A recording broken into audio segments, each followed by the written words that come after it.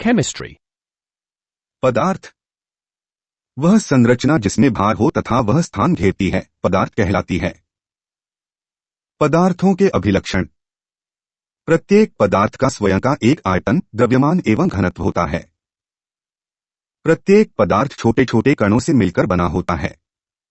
यह छोटे छोटे कण पदार्थ के अवयवी कण, अणु या परमाणु होते हैं। इन अवयविकों के मध्य अंतराण्विक आकर्षण बल पाया जाता है। पदार्थ का वर्गीकरण। रासायनिक आधार पर पदार्थ को दो भागों में बांटा गया है।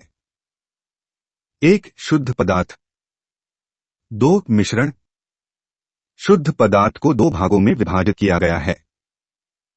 एक तत्व ऐसा पदार्थ जिसमें सभी कण समान हो अर्थात एक ही प्रकार के कणों के समूह से बने होते हैं तत्व कहलाते हैं। उदाहरण हाइड्रोजन, हीलियम, लिथियम आदि।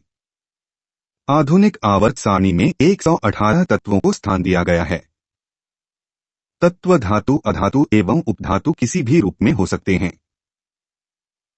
धातु ऐसे तत्व जो इलेक्ट्रॉन को त्याग कर धनायन का निर्माण करते हैं धातु कहलाते हैं। धातु में विशेष चमक होती है जो मुक्त इलेक्ट्रॉन के कारण पाई जाती है। धातु में तन्यता का गुण पाया जाता है। धातुएं ताप और विद्युत की सुचालक होती हैं। अधिक अभिक्रियाशील धातुएं साधारण ताप पर जल से अभिक्रिया करती हैं। अधातु तत्व वे तत्व जो इलेक्ट्रॉन ग्रहण करते हैं तथा ऋणायन बनाते हैं अधातु कहलाते हैं। अधातु विद्युतऋणी तत्व होते हैं। अधातुओं में चमक नहीं होती है। इनमें तन्यता का गुण नहीं पाया जाता है। यह आघातवर्धनीय नहीं होते हैं। अधातुएं अधिकतर कुचालक प्रवृत्ति की होती हैं। अधातुओं की अवस्थाएं। आयोडीन, फास्फोरस, सल्फर आदि ठोस अवस्था में पाए जाते हैं। ब्रोमीन द्रव अवस्था में पाया जाता है। हाइड्रोजन, क्लोरीन, ऑक्सीजन, नाइट्रोजन तथा अक्रिय गैसें गैस अवस्था में पाई जाती हैं। उदाहरण boron B, silicon Si, germanium Ge, arsenic As, antimony Sb, tellurium Te, polonium PO आदि। 3 उपधातु अवस्था वे तत्व जिनके गुण धातु तथा अधातु के मध्य होते हैं उपधातु कहलाते हैं। 2 यौगिक दो या अधिक तत्वों को निश्चित अनुपात में मिलाने से यौगिक बनते हैं। जैसे जल H2 हाइड्रोजन एवं ऑक्सीजन को 2:1 मिनट में मिलाने से जल बनता है। यौगिकों को पुनः 2 भागों में बांटा जा सकता है। कार्बनिक यौगिक ऐसे यौगिक जिनमें कार्बन अनिवार्यता होता है कार्बनिक यौगिक कहलाते हैं। जैसे प्रोटीन, कार्बोहाइड्रेट, वसा। अकार्बनिक यौगिक ऐसे यौगिक जिनमें कार्बन नहीं पाया जाता है अकार्बनिक यौगिक कहलाते हैं। जैसे NaCl Na2O3। मिश्रण जब 2 या 2 से अधिक पदार्थ परस्पर मिलाए जाएं एवं उनके मध्य कोई रासायनिक क्रिया न हो तो उसे मिश्रण कहते हैं। मिश्रण को 2 भागों में विभक्त किया गया है। एक समांगी मिश्रण ऐसा मिश्रण जिसमें पदार्थ पूरी तरह परस्पर घुल जाते हैं एवं अंत में एक ही प्रावस्था प्राप्त होती है समांगी मिश्रण कहलाते हैं। उदाहरण जल तथा शक्कर का मिश्रण एवं जल तथा नमक का मिश्रण आदि। समांगी मिश्रण के अन्य उदाहरण निम्नलिखित हैं। 1 जल तथा एल्कोहल। 2 अक्रिय गैसों का मिश्रण। 3 मिश्र धातु जैसे पीतल, कांसा, गनमेटल इत्यादि। 2 विषमांगी मिश्रण ऐसा मिश्रण जिसमें घटक परस्पर पूर्ण मिश्रित विलेय नहीं होते हैं अर्थात पदार्थों की अलग अलग प्रावस्था दिखाई देती है विषमांगी मिश्रण कहलाते हैं। उदाहरण 1 जल तथा मिट्टी का मिश्रण। 2 रेत तथा सल्फर का मिश्रण। 3 रेत तथा लोहे के बुरादे का मिश्रण। 4 दाल चावल। 5 तेल तथा जल का मिश्रण। मिश्रण के पृथक्करण की विधियां मिश्रण के घटक अवयव मिश्रण में भी अपना अस्तित्व बनाए रखते हैं अतः इन्हें विभिन्न पृथक्करण शुद्धिकरण विधियों द्वारा अलग किया जा सकता है।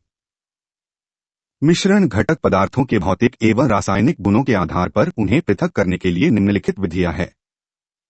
क्रिस्टलीकरण बटा रखाकरण किसी विलयन सॉल्यूशन को ठंडा करने पर विलयन में उपस्थित पदार्थों का क्रिस्टल के रूप में बदल जाना क्रिस्टलीकरण कहलाता है।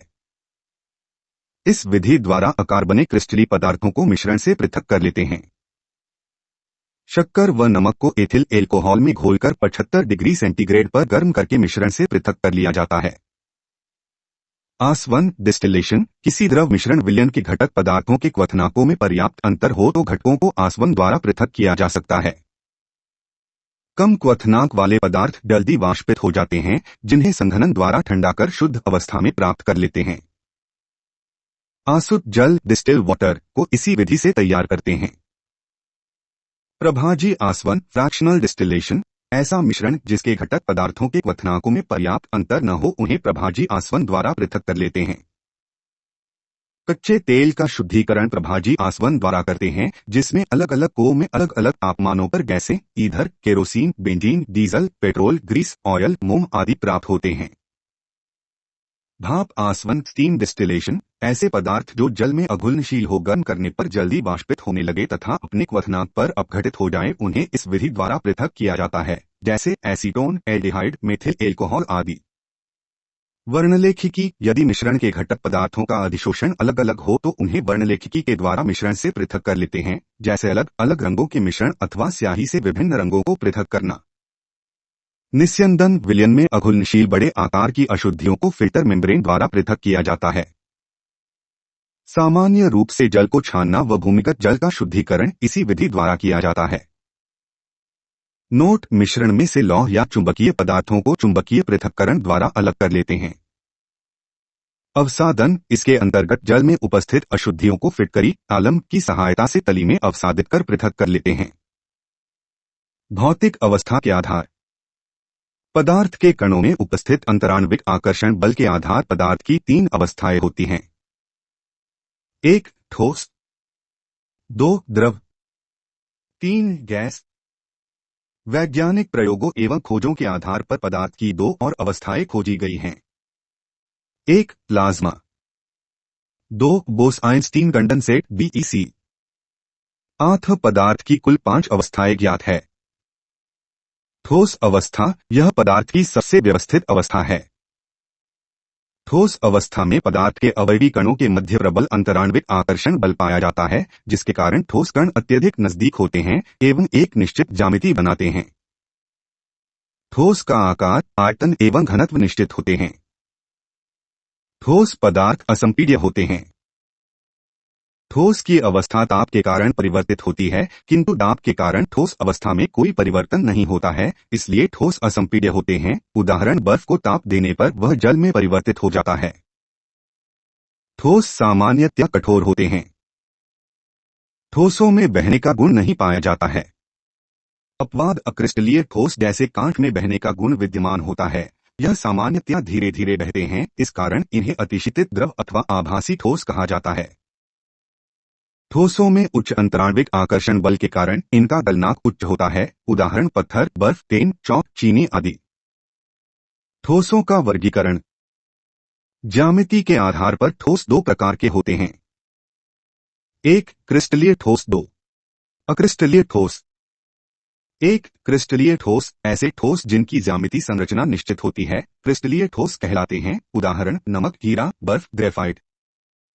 2 अक्रिस्टलीय ठोस ऐसे ठोस जिनकी ज्यामिति संरचना अनिश्चित होती है, अक्रिस्टलीय ठोस कहलाते हैं। उदाहरण कोयला कांच रबर प्लास्टिक आदि।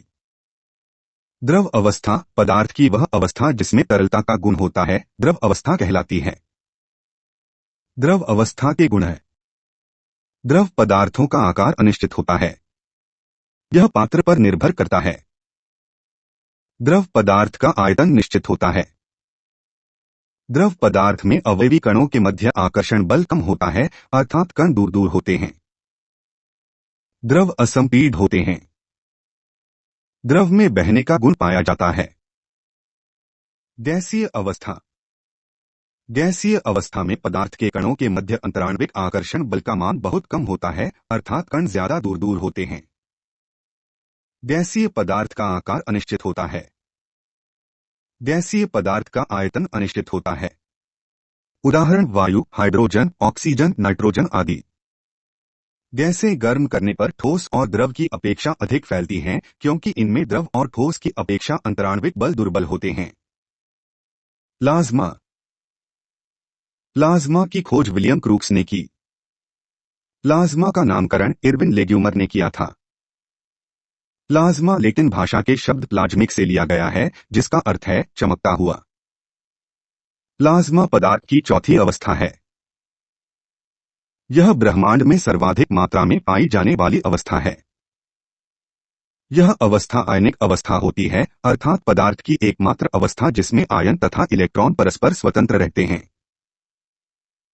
प्लाज्मा पदार्थ की एकमात्र अवस्था है जिसमें पूर्ण रूप से विद्युत का चालन होता है। रेडियो तरंगों के लिए प्लाज्मा उत्तरदायी है। उच्च ताप के कारण तारों पर भी प्लाज्मा अवस्था पाई जाती है। नियॉन बल्ब तथा CFL में प्लाज्मा का उपयोग किया जाता है। Bose-Einstein condensate BEC। यह पदार्थ की पांचवी अवस्था है।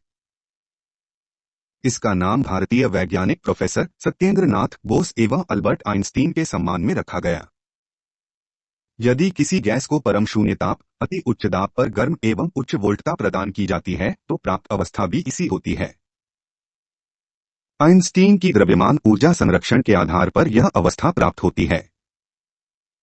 वर्ष 2001 में एरिक कर्नेल, वुल्फगैंग केटरले एवं कार्ल ई वैमेन ने सर्वप्रथम भी इसी अवस्था बनाई।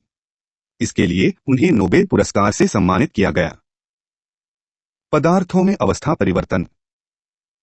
ताप व दाब के आधार पर पदार्थों में अवस्था परिवर्तन संभव है।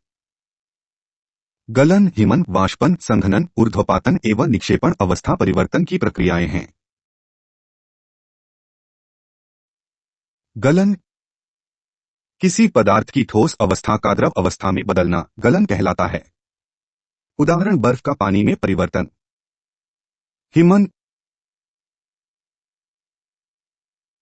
किसी पदार्थ की द्रव अवस्था का ठोस अवस्था में परिवर्तन हिमन कहलाता है। उदाहरण पानी का बर्फ बनना। वाष्पन, किसी पदार्थ की द्रव अवस्था का गैसीय अवस्था में परिवर्तन होना वाष्पन कहलाता है। उदाहरण जल का वाष्प बनना। संघनन, किसी पदार्थ की गैसीय अवस्था का द्रव अवस्था में परिवर्तन होना संघनन कहलाता है। उदाहरण जलवाष्प का जल में परिवर्तित होना। निक्षेपण, लीचिंग, किसी गैसीय अवस्था का सीधा ठोस अवस्था में परिवर्तन होना निक्षेपण कहलाता है। उदाहरण कार्बन डाइऑक्साइड गैस का ठोस कार्बन डाइऑक्साइड शुष्क बर्फ में बदलना। ऊर्ध्वपातन, सब्लिमेशन, किसी पदार्थ की ठोस अवस्था का सीधे गैसीय अवस्था में परिवर्तन होना ऊर्ध्वपातन कहलाता है।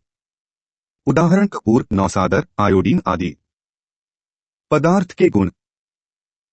एक भौतिक गुण है। पदार्थ के आकार, आयतन, घनत्व एवं द्रव्यमान को पदार्थ के भौतिक गुणों में सम्मिलित किया जाता है।